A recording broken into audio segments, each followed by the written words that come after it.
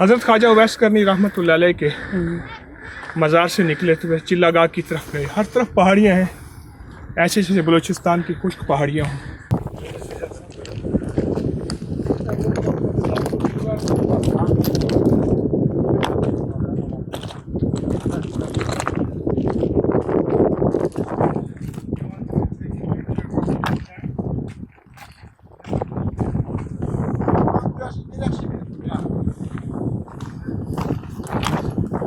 اوپر بہت زیادہ سیڑھیاں چڑھے.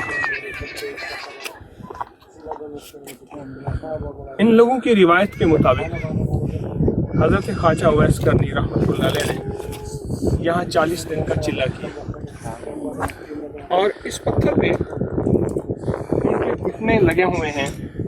اتحیات کی شکل میں جو بیٹھے، یہ پتھر جم گیا، یہاں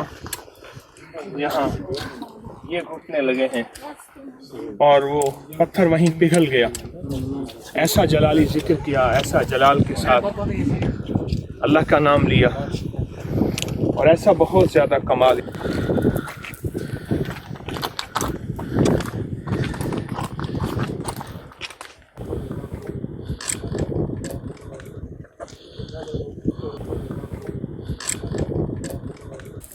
بسم اللہ الرحمن الرحیم. اللہ اکبر کبیرہ.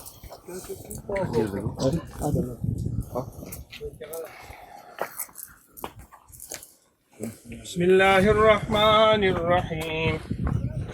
أرأيت الذي يكذب بالدين فذلك الذي يدعو اليتيم ولا يحض على طعام المسكين فويل للمصلين الذين هم عن صلاتهم ساهون الذين هم يراءون ويمنعون الماعون.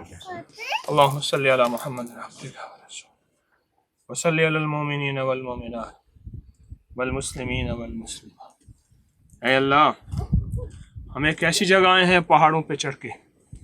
یہاں کی روایت ہے، یہ روایت جیسی بھی ہے، پر ایک بات ہے، تیرے نیک، تیرے صلحاء، تیرے دوست اور نیک لوگ پہاڑوں پہ تنہائیاں تلاش کرتے تھے.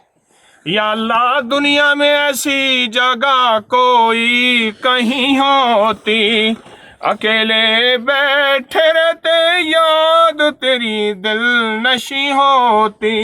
نہ دولت سے، نہ دنیا سے، نہ گھر آباد کرنے سے تسلی دل کو ہوتی ہے خدا کو یاد کرنے سے. اللہ، یہاں بیٹھ کے وہ یادیں، یہ غار ہیں، پہاڑ ہیں، یہاں کے لوگوں نے یہاں مسکن بنایا ہوا ہے جو یہاں کے بڑے ہیں.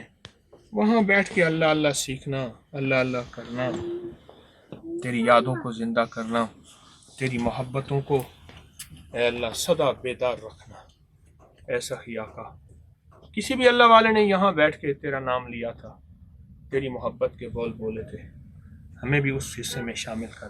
اس کی برکات مجھے، میرے ساتھیوں کو، اس نشان کو دیکھنے والوں کو، پوری دنیا والوں کو عطا فرما.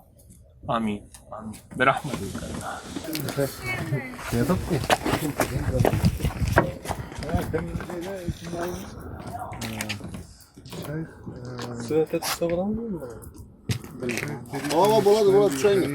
السلام علیکم ورحمۃ اللہ. السلام علیکم.